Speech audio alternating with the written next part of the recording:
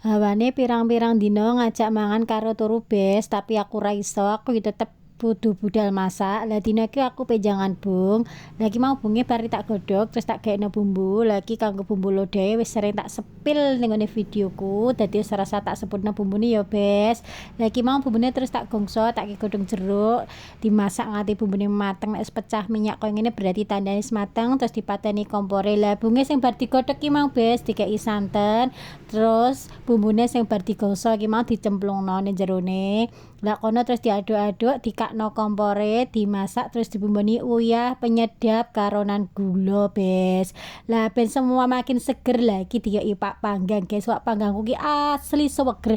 Iki langsung improt kok nggone luar kecamatan. Lah iki ben makin enak tak kei godhong brambang, terus diaduk-aduk ben gak pecah santene. Nek wis mateng terus dipateni kompore, mateng beres.